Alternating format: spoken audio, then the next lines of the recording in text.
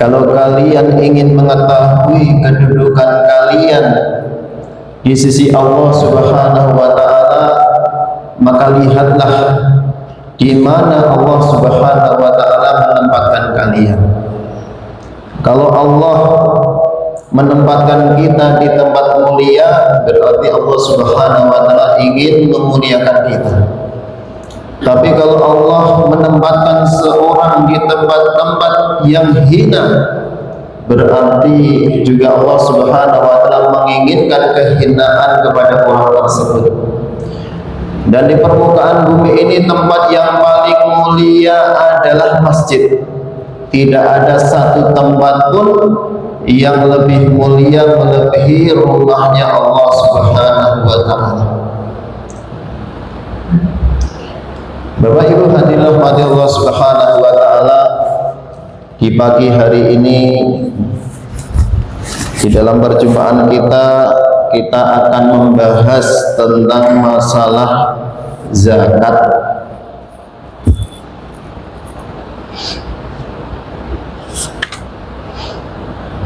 Zakat di dalam Islam ini adalah rukun Islam sebagaimana sholat dan puasa.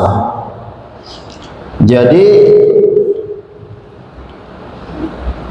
zakat ini termasuk dalam agama adalah suatu yang maklumun bidaruriyah, yaitu suatu perkara yang hendaknya setiap manusia, setiap orang Islam ini mengetahui, kecuali dia ada uzur. Uzurnya apa? Dia baru masuk Islam, belum tahu syariat Islam, atau dia jauh dari ulama, tinggal di pedalaman sehingga tidak bisa sampai kepada ulama. Kalau dia ini tidak memiliki dua uzur ini, maka wajib dia mengetahui. Wajib mengetahui. Zakat menurut bahasa adalah an-nama. Apa itu an-nama? Yaitu az-ziyadah, yaitu bertambah. Atau sebagian ulama mengatakan zakat itu at-tathhir, dari lafaz tahhara yutahhiru tathhiran, artinya membersihkan atau mensucikan. Kenapa disebut at-tathhir? Li'anna Allah yutahhiru al-muzakki biha minadz-dzunub wa radillatil bukhur. Karena Allah Subhanahu wa taala akan membersihkan seseorang yang zakat dengan zakat tersebut dari dosa-dosa dan dari kehinaan kikir atau bakhil. Jadi bakhil atau kikir ini suatu penyakit, Pak ya. Suatu penyakit. Maka dengan zakat ini, maka penyakit bakhil atau kikir ini akan dihilangkan Allah Subhanahu wa taala dari diri seseorang. Ya. Karena bakhil atau kikir ini adalah suatu penyakit yang buruk, yang jelek yang ada dalam diri seseorang.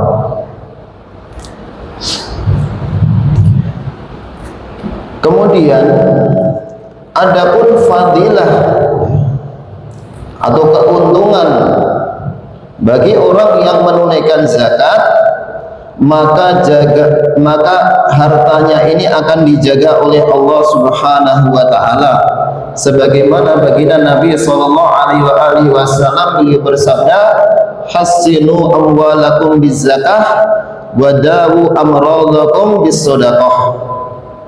Rasulullah sallallahu alaihi wasallam beliau bersabda, jagalah harta-harta kalian dengan menunaikan zakat atau dengan berzakat.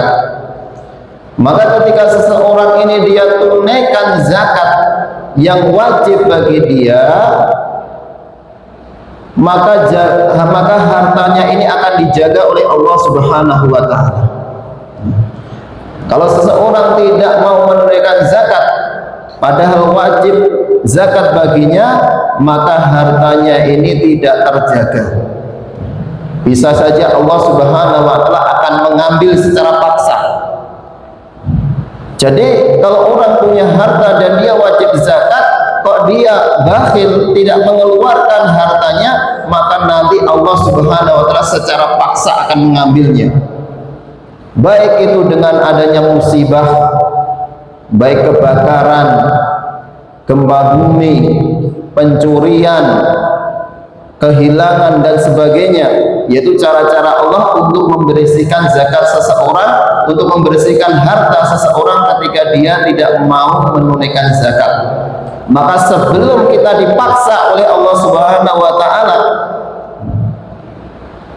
dengan kehilangan harta, maka hendaknya kita tunaikan daripada zakat.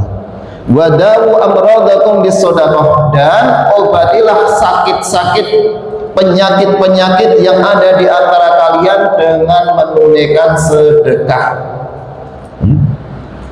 Jadi sedekah ini salah satu untuk menangkal bala dan bencana. Kalau seseorang ini sakit, ya, maka hendaknya dia salah satu untuk mengobati yaitu dengan bersedekah, karena sedekah ini menolak bala. Dulu saya pernah ngantar teman saya, ya, dia sakit. Dokternya ini, alhamdulillah dokternya ini orang muslim yang taat, orang Pakistan dia. Maka ketika saya sampai ke klinik yang beliau punya, maka selain beliau mengasih obat, maka kita diberi targib, diberi nasihat. Kata dokter tersebut, selain kamu minum obat, maka kamu hendaknya keluarkan sedekah dalam rangka untuk pengobatan, dalam rangka untuk penyembuhan. Nah, ini dokter yang luar biasa, Pak.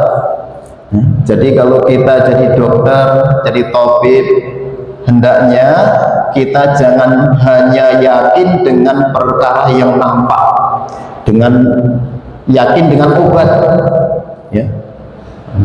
Jangan hanya yakin dengan obat, karena hakikatnya obat ini tidak dapat menyembuhkan. Yang menyembuhkan Allah. Obat menyembuhkan ini berhajat kepada Allah, tapi Allah mampu menyembuhkan seseorang tanpa berhajat kepada obat. Allah bisa menyembuhkan dengan obat ataupun tanpa dengan obat. Nah, itulah makna kalimat la ilaha illallah. Nafikan perkara-perkara yang nampak, yakini perkara yang gaib, yaitu Allah Subhanahu wa taala. Ya. Nah, itu untuk membenarkan keyakinan kita. Maka dokter tersebut menyarankan selain obat untuk juga bersedekah, sebagaimana sabda Nabi Shallallahu Alaihi Wasallam. Begitu juga Rasulullah Shallallahu Alaihi Wasallam bersabda di dalam hadis yang lain, beliau bersabda, "Ma halaka malun fil barri aw fi bahrin aw fi barrin aw bahrin illa biman'iz zakah." Rasulullah Shallallahu Alaihi Wasallam beliau bersabda, tidaklah harta ini binasa, baik harta yang ada di daratan atau di lautan, kecuali dengan sebab tidak mau membayar zakat. Jadi Rasulullah sabdakan, tidaklah harta binasa, baik harta yang di daratan atau yang di lautan, kecuali dengan sebab tidak mau bayar zakat. Jadi di sini Nabi SAW menegaskan bahwasanya zakat ini emang benar-benar untuk menjaga harta kita dari kebinasaan. Kalau harta kita pengen aman, pengen selamat, maka hendaknya kita tunaikan zakat. Kemudian dalam zakat itu sendiri, zakat dibagi menjadi dua. Yang pertama zakatul fitri, yang kedua zakatul mali. Yang pertama adalah zakat fitrah, dan yang kedua adalah zakat harta. Ini kita bahas zakat harta dulu. Zakat harta ini ada 6 macam, ya. Perhatikan Pak ya. Jadi zakat harta ini ada 6 macam.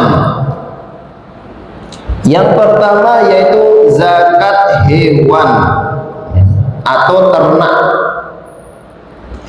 Dan zakat hewan atau ternak ini hanya ada 3 macam saja.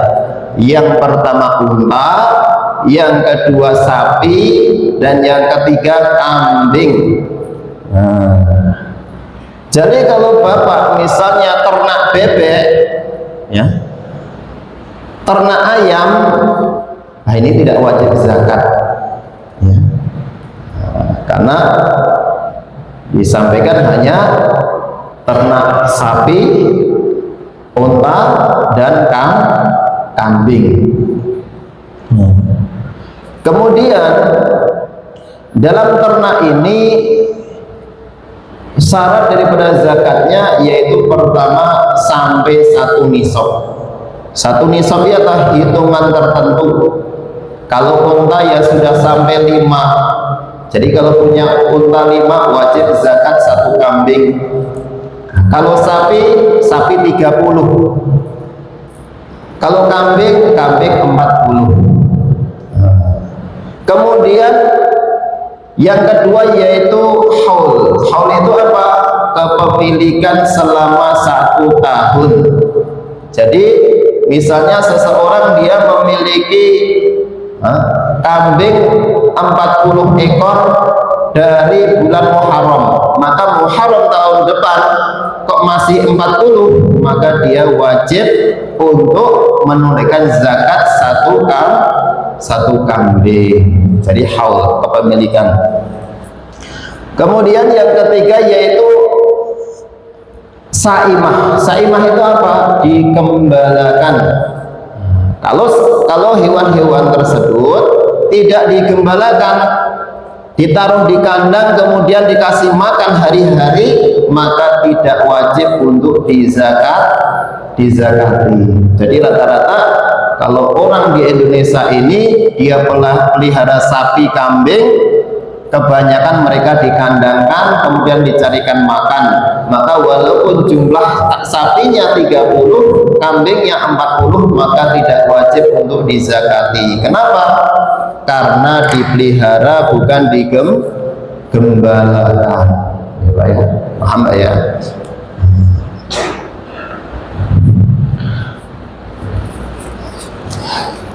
Kemudian kita singkat-singkat saja.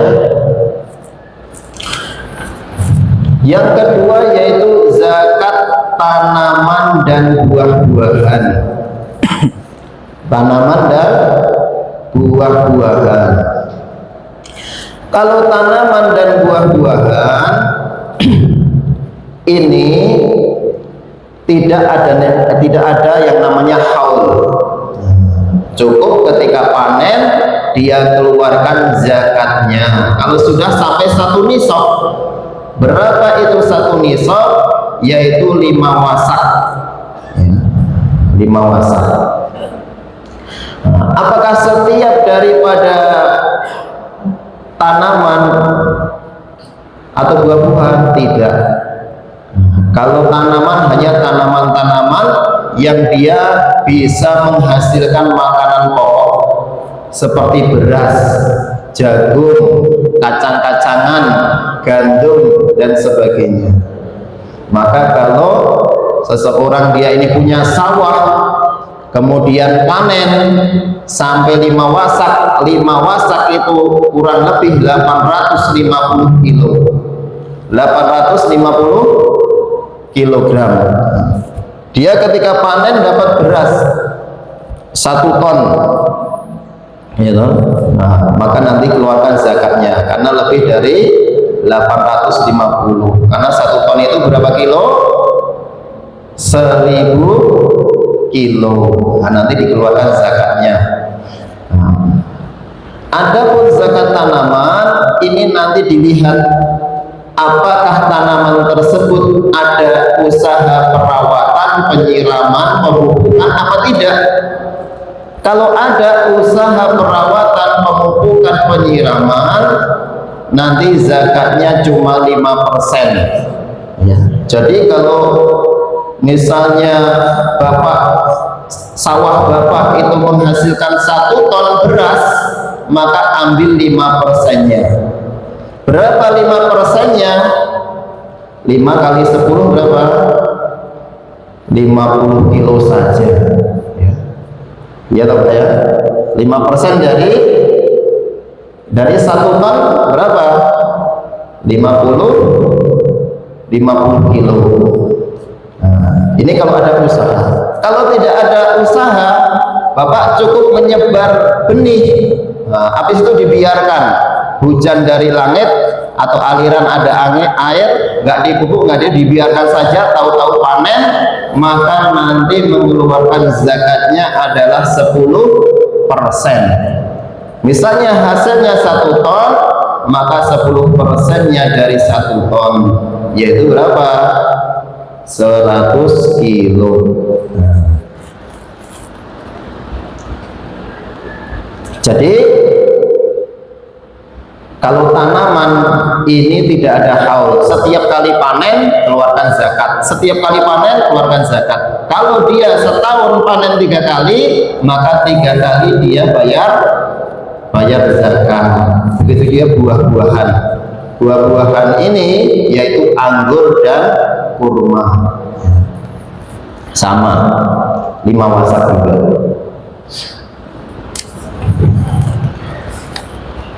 Yang pertama tadi adalah hewan ternak, yang kedua tanaman, yang ketiga adalah naker atau nukut, yaitu mata uang emas atau perak. Mata uang emas atau perak, ya, ini syarat zakatnya yaitu sudah capai nisab. Nisab emas adalah 85 gram.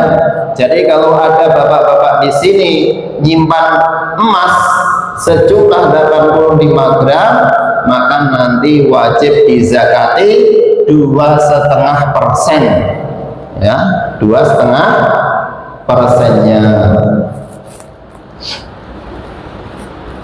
2,5% itu berapa? Mudahnya seperti ini. Mudahnya kalau bapak punya 100 gram, kan lebih dari nisab 85, maka nanti dikeluarkan 2,5%, yaitu berapa? 2,5 gram. 2,5 gram. Nah, sekarang di zaman sekarang itu jarang orang yang menyimpan emas. Akan tapi yang disimpan apa? Uang. Apakah uang ini sekarang bisa menduduki kedudukan emas? Ya, karena sekarang ini orang jual beli tidak pakai emas perak lagi, Pak. Pakai uang. Maka ulama mengatakan ada pun simpanan yang ada di deposito atau yang uang yang kita simpan di rumah, kalau sudah mencapai nisab daripada emas yaitu 85 gram, maka juga wajib dizakati. Nah, nanti dikonversikan dengan emas. Emas sekarang 1 gram harganya berapa? Berapa, Pak? 1.700.000, ya toh? 1 gram emas 1.700.000. 1.700.000 dikali 85 kurang lebih 144 atau 145 juta. Jadi kalau di deposito bapak-bapak ini ada uang sekitar 145 juta, maka wajib dikeluarkan zakatnya. Berapa keluarkan zakatnya? 2,5%-nya saja. Jadi 2,5% dari seluruh uang tersebut nanti dikeluarkan zakatnya. Jadi misalnya kalau bapak punya uang di deposito itu ada 200 juta, maka wajib dikeluarkan zakatnya berapa? 5 juta. Jadi kalau ada di deposito itu ada 200 juta, dikeluarkan 5 juta untuk membersihkan harta kita. Apakah uang saja? Bagaimana dengan tanah, kebun, ya? Apalagi rumah dan sebagainya, itu tidak wajib dizakati. Misalnya Bapak punya tanah 1 hektar, ya? Tanah 1 hektar, kebun 1 hektar, itu nggak wajib dizakati Pak ya, nggak wajib dizakati, kecuali tanah tersebut untuk sebagai dagangan. Bapak jual beli tanah, ya, jual beli tanah. Ketika beli tanah ada niat untuk dijual supaya dapat untung, itu nanti masuknya di zakat tijarah. Tapi kalau Bapak beli tanah bukan untuk dijual supaya dapat untung, maka itu tanah tidak menjadi harta yang wajib dizakati, ya. Jadi tanah, kebun, sawah, ya, kemudian rumah, motor, mobil, ya, misalnya Bapak punya pesawat, nah itu nggak wajib dizakati Pak, kalau tujuannya bukan untuk mencari keuntungan, ya.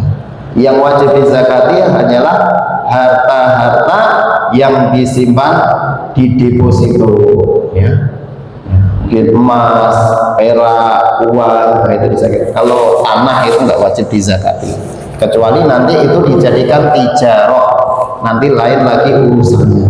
Bapak beli tanah, beli sawah, beli kebun, gitu.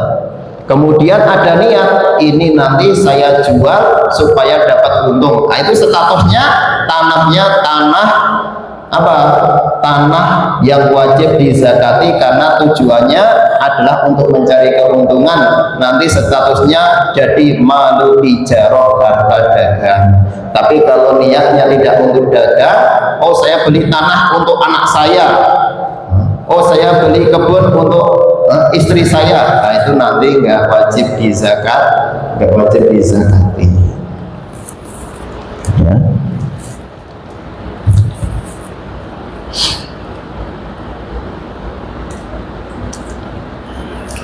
Kemudian masalah profesi, ya. Profesi, zakat profesi itu apa? Profesi itu ya guru, ya, pegawai PNS, ya toh, yang dia ini tiap bulan dapat gaji.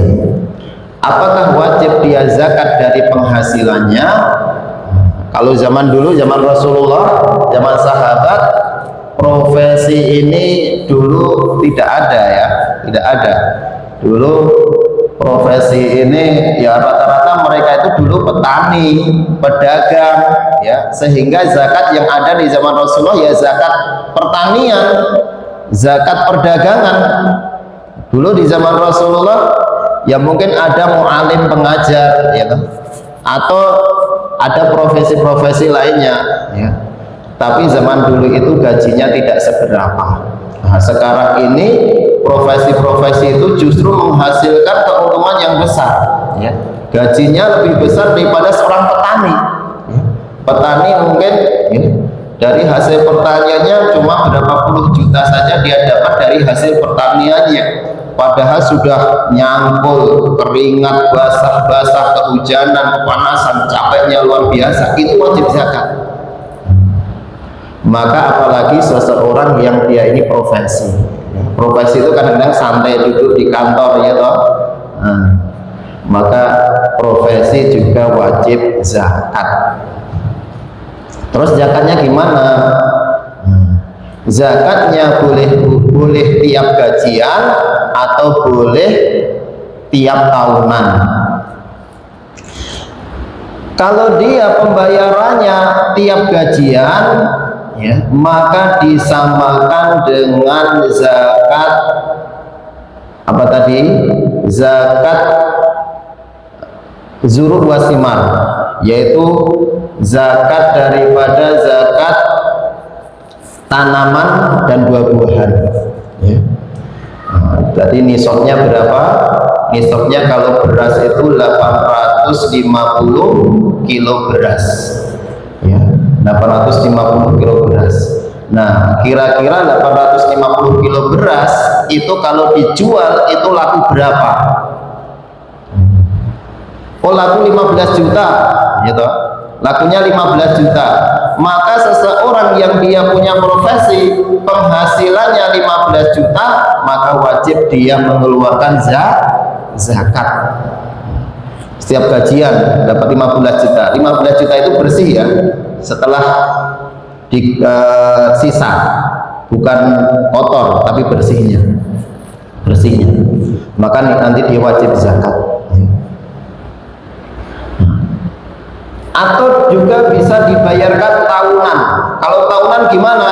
Mungkin dia tidak bayar bulanan, tapi harta yang dihasilkan dari profesi, sisa bersihnya dia tabung.